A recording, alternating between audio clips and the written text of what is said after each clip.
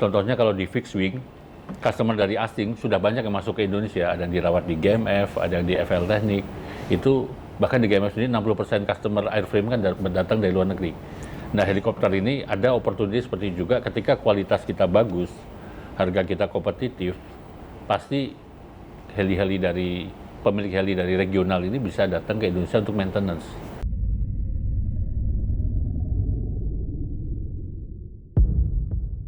Hexiators, kali ini kita kembali lagi bersama kami dan akan membahas topik mengenai maintenance, repair, overhaul.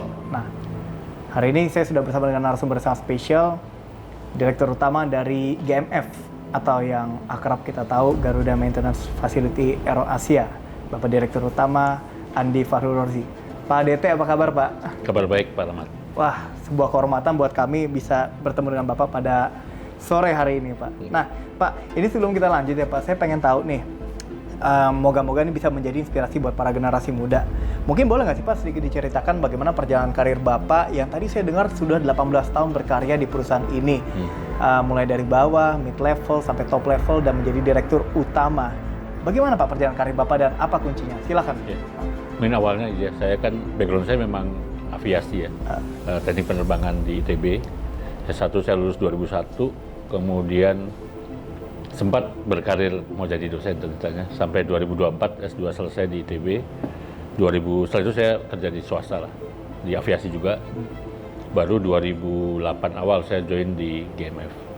Dari mulai sebagai aircraft engineer waktu itu ya, di engineering. Kemudian di perjalanannya saya sempat pindah mengurusin AMTO, Aircraft Maintenance Training Organization, atau kita bicara kalau MRO 147, saya sempat di 145 MRO, saya sempat di 147 di training center. Kemudian beberapa kali ikut project, akhirnya saya menjadi VP di logistik awalnya. Logistik, kemudian VP di komponen service, sebelum akhirnya menjadi Direktur Base Operation. Di Direktur Base Operation itu dulu bertanggung jawab terhadap airframe di hanggar, kemudian engine shop, komponen shop, dan bisnis non-aviasi. Setahun menjadi Direktur Base Operation, kemudian diangkat menjadi Direktur Utama GMF dari tahun 2021 sampai hari ini. Wah, luar biasa banget Pak Andi atas perjalanan karirnya ya. Ini saya yakin bisa jadi banyak inspirasi buat kami para generasi muda. Nah, Pak, terkait mengenai MRO, kita kan Bapak saat ini juga menjabat sebagai Ketua Umum IAMSA Pak ya. Itu sebuah asosiasi MRO Pak ya, kalau nggak salah Pak ya. Nah, kalau dalam pandangan Bapak, bagaimana sih Bapak melihat industri MRO helikopter saat ini Pak di Indonesia dalam pandangan Bapak? Silakan Pak. Sebenarnya industri MRO itu industri yang sangat menarik ya.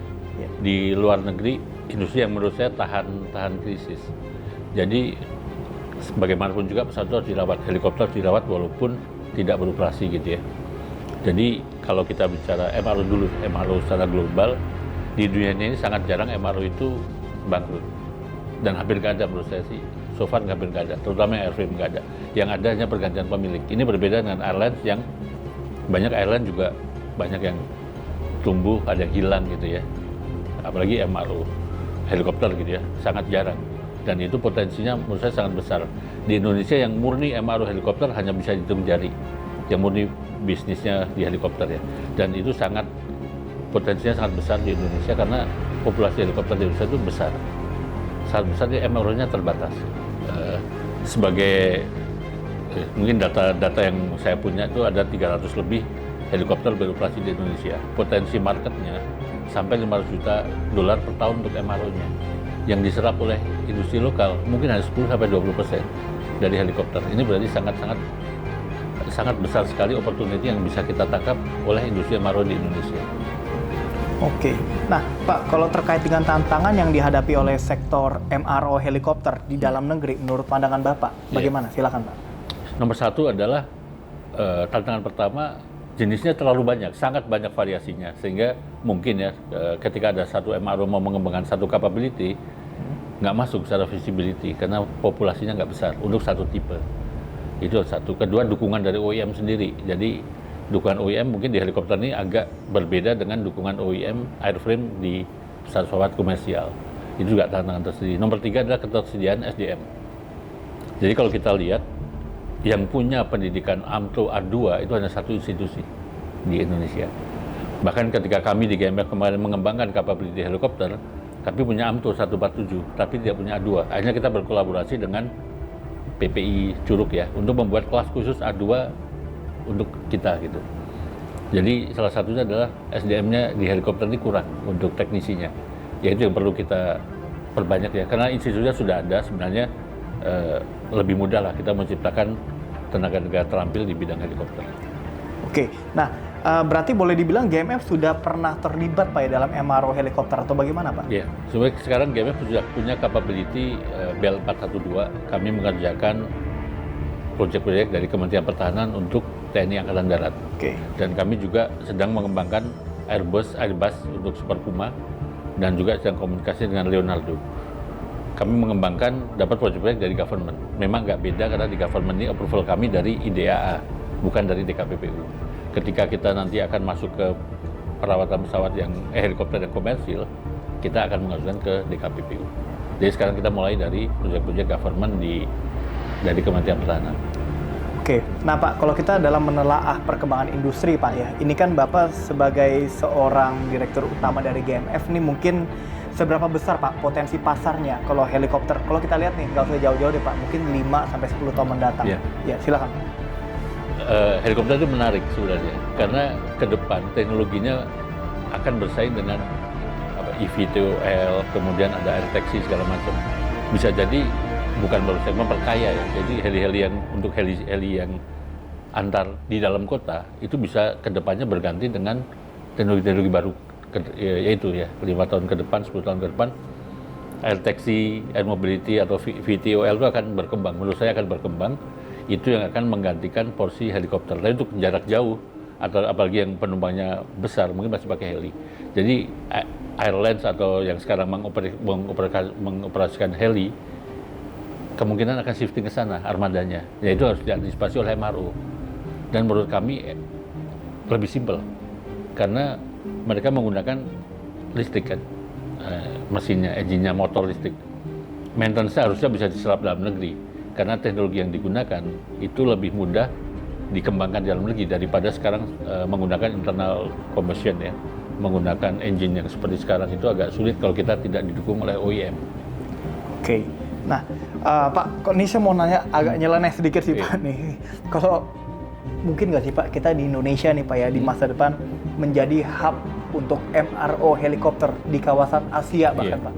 Kalau kita lihat kan sekarang populasi yang komersial 300-an ya, mungkin ditambah dari government, angkatan udara, laut, darat, polisi, Basarnas dan sebagainya sangat besar. Jadi apabila jumlah itu dan nanti mulai mengerucut nih jenis-jenisnya, menurut saya sangat bisa menjadi hub. Tinggal nanti bagaimana negosiasi MRO ini atau government dengan para produsen. Kalau di konsep di pemerintah kan ada offset. Offset itu bisa memberikan capability maintenance ke MRO anggota Inhan, industri pertahanan. Dan itu sudah terjadi di fixed wing ketika pemerintah membeli pesawat tempur, pesawat transport, itu ada porsi offset yang jatuh ke MRO yang ikut Inhan. Mereka punya capability dan bisa mengembangkan. Nah ini helikopter juga opportunity-nya ada. Siap. Nah, kalau menurut Bapak ya, ini kan kita menjangkau potensi-potensi yang tadi kita bicarakan tuh Pak, kayak untuk mendorong investasi di MRO Pak. Langkah-langkahnya apa aja Pak, khususnya untuk MRO helikopter ini Pak Dirut? Ya pertama sebenarnya masalah yang dihadapi semua MRO ya, nomor satu masalah perpajakan. Perpajakan itu kemudian biaya masuk, suku cadang dan sebagainya itu harusnya kita punya kebijakan dari pemerintah yang sama dengan industri yang sama di regional, contohnya di Singapura, Malaysia, Thailand. Mereka berkembang karena apa? Karena tadi pajak dan biaya masuknya sangat pro investor lah, pro industri. Itu aja yang mungkin titipan dari kami ya, pelaku industri, disamakan playing field-nya itu dengan industri yang sejenis di regional, biar kita nggak kalah gitu. Yes, ya. Kemudian kedua, ada area khusus MRO. Nah ini yang kita coba dorong melalui Aerospace Park ya, Aerospace Park di Kertajati. Harapannya itu bisa kita copy seperti Selatar di Singapura, Subang Sky Park di Malaysia atau Utapo di Thailand. Mereka punya area-area yang memang khusus MRO, khusus manufaktur di bidang aviasi. Jadi kita kalau di Indonesia ada, itu akan mempermudah orang untuk berbisnis. Bagaimana menggandeng investor juga akan mudah juga gitu ya, meyakinkan mereka. Oke, nah ini saya mau nanya dikit, berarti tadi Bapak sempat singgung Bandara Kertajati, berarti itu bisa ya Pak jadi kayak aerospace park gitu yang seperti mungkin di Selitar, kalau di Malaysia saya lupa kalau nggak salah. Pak. Iya, itu. Nah berarti seperti apa sih Pak gambaran yang diharapkan nanti kalau di Kertajati gini? Pandangan aja Pak, pandangan luasnya. Jadi kami kan di GMS sendiri ada kolaborasi dengan BIJB Kertajati untuk membangun aerospace park di Kertajati. Konsepnya sebenarnya kopi dari Selatar. Di situ ada MRO-nya, ada manufacture-nya, ada pusat bisnisnya, ada gudangnya gitu ya, yang logistik khusus aviasi. Konsepnya mirip itu. Dan kita tarik ke Indonesia gitu ya, karena kita sudah kalah 2-3 langkah lah dari Singapura, 1 langkah dari Malaysia dan Thailand gitu. Dengan mereka OEM pada buka facility di sana akan memudahkan airlines di internal mereka untuk memaintain pesawatnya. Itu yang kita harapkan terjadi juga di Indonesia, yang selama ini belum kita dapatkan, terutama untuk komponen dan engine. Kalau untuk airframe sih kita tidak ada masalah, hangar di Indonesia banyak, orangnya juga banyak. Tapi begitu kita bicara komponen dan engine, sekarang hanya 30% yang kita kerjakan dalam negeri. Sisanya 70% masih luar negeri, Pak? Masih luar negeri untuk komponen dan engine. Kalau airframe 95% sudah di dalam. Oke, nah Pak nih, kan Bapak nih masih, saya boleh bilang nggak, Bapak nih masih muda juga, berarti masih termasuk generasi muda Pak Andi ini. Nah, boleh dong Pak harapan Bapak terhadap para generasi muda Pak yang ingin berkarya di industri aviasi, khususnya mungkin MRO helikopter. Silakan dari Pak Andi. Jadi orang-orang yang berkarya di aviasi itu biasanya mencintai dunia penerbangan. Itu pertama sih, rata-rata gitu. Dia hidupnya memang untuk penerbangan gitu ya. Satu. Yang kedua, orang di aviasi ya satu harus disiplin. Pertama disiplin, kedua jangan berhenti belajar, terus belajar, karena kan ilmu berkembang terus, teknologi berkembang terus, jenis pesawat berkembang terus, apalagi tantangannya tadi helikopter, kemudian sekarang ada air mobility, ada eVTOL yang mungkin nanti kedepannya akan menggantikan teknologi-teknologi itu. Jadi jangan berhenti belajar, harus terus gali ilmu baru, skema-skema bisnis yang baru yang terus berkembang. Harapannya itu kemudian untuk generasi muda ya, kita berbuat yang terbaik untuk bangsa dan negara ini gitu ya. Memang seolah tinggi banget, tapi itu yang bisa kita lakukan untuk negara ini bisa bersaing dengan negara-negara lain gitu ya. Kalau bukan dari anak-anak muda, siapa lagi yang nanti kedepannya meneruskan perjuangan bangsa dan negara ini. Wah, baik, Pak. Nah, ini sebelum kita ke pertanyaan terakhir nih, Pak. Nih, kan kita nih nanti 20-24 Agustus 2025 mendatang mau membuat Heli Expo Asia.